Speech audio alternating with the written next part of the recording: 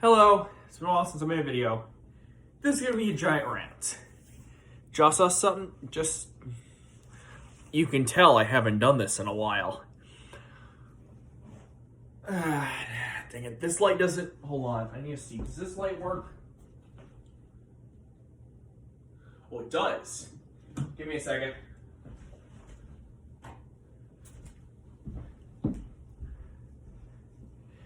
Better. Okay, so just saw a video on YouTube that was causing me to go on a rant. And I thought, I haven't made a video in a while. So why don't I go do that? So, what do I mean by this? Simple. I do not believe that Batman can take Spider-Man in a fight. Let me explain. So, honestly, I believe that Batman as a superhero is not in the same category of superhero as Spider-Man. Simply put, Batman never needed to struggle to become Batman in the same way that Peter Parker had to become Spider-Man. All Bruce Wayne had to do was go and get training. But that was more just to become the best possible version of himself to fight crime. But when he came back and decided to, after he got his powers, essentially, which is just insane physical ability and mental ability and martial ability being kung fu, I guess, or actually, no, kung fu's not the right. He mastered every form of martial art in existence. All of them, including the dead ones, the ones that no one practices because everyone else is dead, yet the ones that aren't dead and are immortal, he learned from them. So there's that, but he came back, used his billions of dollars to make all the best stuff, all the best gadgets, all the best tools, the best costume, everything, started fighting crime. Peter Parker got bit by a spider. Woke up, spent maybe a month or two training, and then realized, I can't do anything with this because I have nothing to start with. Unlike Batman, who was full of a ridiculously horrifying city called Gotham that has crime everywhere, so it's easy to start, Peter Parker's in New York. Not New York City, but just New York as a state. There is so much going on there at all times that it's impossible to start anywhere. So, sorry, if I seem like I'm constantly adjusting, my upper torso, especially my biceps, my shoulders, my chest, everything hurts. Not for working out. No, I don't work out. Tubing with family. Gripping onto it really hard. Really, over the weekend, just didn't feel the best afterwards. Anyways, get off topic. Wow, you can tell I haven't done this in a while.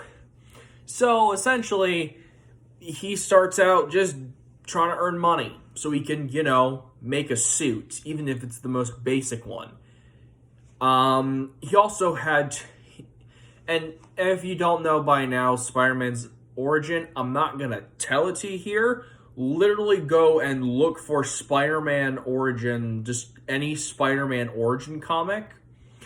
99% of them are the exact same. Which is, gets powers, becomes a wrestler, gets cheated out of money, lets a crook go, and the crook ends up killing Uncle Ben. And Uncle Ben's line of, with great power comes great responsibility, comes alive in his head, and he basically becomes a superhero. That's his origin story. He has to make his own webbing. Which I should remind you, webbing that can hold back the Hulk cannot be easy to make in a, basement lab. He has to make everything himself. This is high levels of chemistry knowledge that not really anyone would have. Normal people do not have this. So he's incredibly intelligent to do this. and they essentially just fight. The thing is, unlike Batman, who in various different comic lines has entire bulletproof suits that can just take fire like it's nothing, has cars and planes and stuff, Spider-Man is like a young adult, maybe late teens, early 20s, swinging off of buildings and having to dodge every bullet, because if he gets hit, he bleeds and shows that he's weak. Now, he has taken massive blows and physically gotten the snot kicked out of him in the comics before. But he gets back up and keeps fighting because that's who he is. But honestly, that's just background information for now. What I'm trying to say is, I do not believe that pinning Batman and Spider-Man in a fight is a fair fight for Batman. I will go into that because it's twofold. Now, Screw Attack Death Battle has already gone through Batman and Spider-Man. Spider-Man won. It's just how it works. It was a death battle, so they're fighting to the death. Long story short, Spider-Man took webbing, which could hold back the Hulk, so stronger than Batman, around his arms and around his legs, and then essentially just ripped him in half. Really simple. Because Spider-Man has powers. That's what really sets him apart. He has superpowers. Unlike normal people, where, like with Matt Murdock, can just tap things at super good hearing and basically use it as sonar, Spider-Man can lift tons, not pounds, like Batman, who I think his max lift is like 1,000 pounds for arms, and on legs is like 2,000 pounds. So that's already insane. Spider-Man can lift like 80 tons over his head. That's a lot of weight. Usually, most cars weigh 1 to 2 tons. So lifting 80 tons is like lifting anywhere from 80 to 40 to 80 cars over his head. So most likely lifting in like multiple school buses over his head with no problem. That's a lot of strength. And most of the time, a higher level of strength means higher level of punches, because you have more power to throw back into a punch. That's a lot of strength to put into a punch. If Spider-Man really didn't hold back against a normal human and just straight up punched him in anywhere rib area, or neck or face, neck most likely would snap it and pretty much probably just tear right through it and rip the head off. Head's gone. Ribs, that organs are being penetrated by shards of the ribs. That person is dead. Spider-Man just murdered somebody. Also, Spider-Man, while he does have one big weakness, basically Raid. Not Raid Shadow Legends. No, not that. I mean the bug killer. The insecticide. That is like poison to him. Which is weird, considering arachnids aren't bugs. But for some reason, like, insecticides are like super effective against him. Talking Pokemon terms, they're super effective. Like 2 or 4 times as effective on a normal person. His body doesn't have a healing factor. He just recovers quicker. Maybe like twice as effective as a normal human. He has enhanced speed, durability, not bulletproof or knife-proof, but most punches are just going to feel like you're hitting a wall. Evidence of this, in one Spider-Man comic, an assassin sent by Kingpin tried to kill Peter Parker and missed and nearly killed Aunt May. She was sent to the emergency room. Spider-Man showed up at the prison Kingpin is in. Yes, because Kingpin can still do things outside of prison. He's the Kingpin. He runs everything. Beat him up. Well, roughed him up a little bit. Took off the Spidey suit from the upper portion, so he's just in the Spidey pants and no shirt. And proceeds to beat the absolute stuffing out of the Kingpin. Basically slap back and forth with enough force to basically loosen teeth. He then grabs him by the skin of his chest, which is really weird, grips it like this and pulls him closer, and by this point, This first Spider-Man had gained organic webbing, which means there was a hole in his wrist that he could create webbing from. He placed that up against it and said, if I push, I can fill your entire lungs with webbing and suffocate you in less than 3 seconds. If Aunt May dies, I'm coming back and finish the job, and leaves, breaking Kingpin's reputation as an unbeatable juggernaut and letting everyone know Spider-Man ain't messing around. Batman doesn't get anywhere close to that because Batman has a moral compass.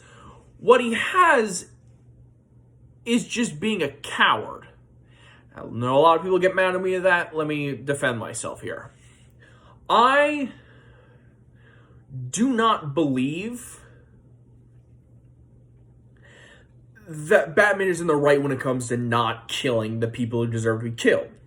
People like the Joker. He needs to be put down.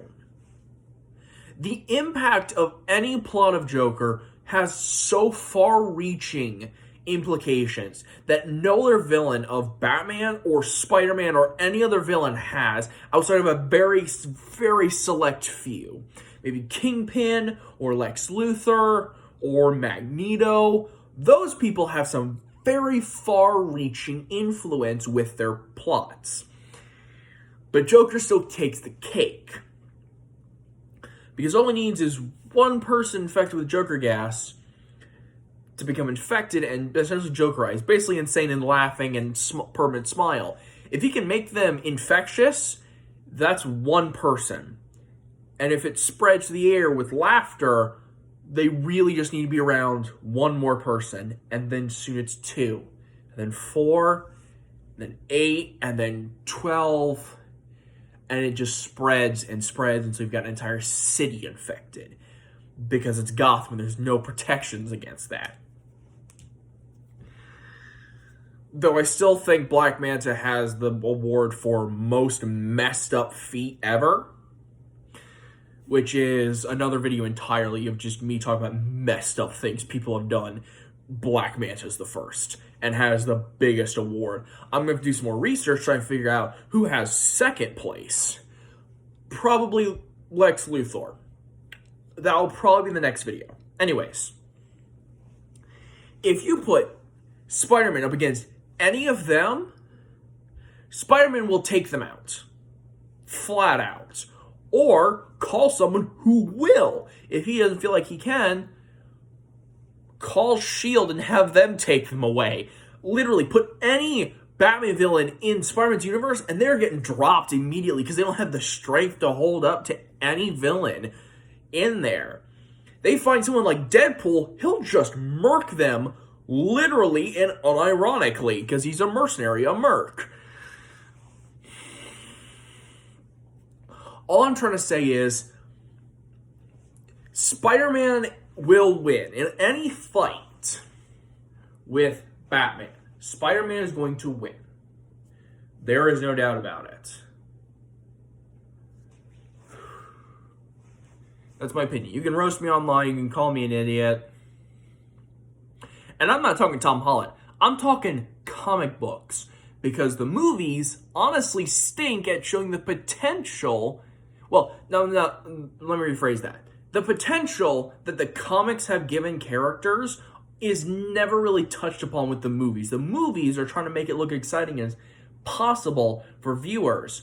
But in reality, a lot of the stuff in the comics is more like you need to be reading for a couple issues for a lot of the bigger stuff to hit. But the movies don't have that option. Because it's entirely impossible for anyone to have a fight and then not win. The bad guys either have to win and everyone dies, the superheroes have to win, the bad guys have to go to jail.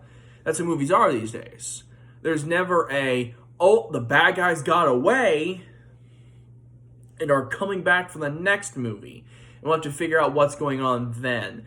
Because no one would want that. When in reality, a lot of comic fans would love that, I feel like. The feeling of suspense for the next movie would be amazing. Anyway, that's all I've got time for right now. This is, most likely going to be one of my longest videos in a while.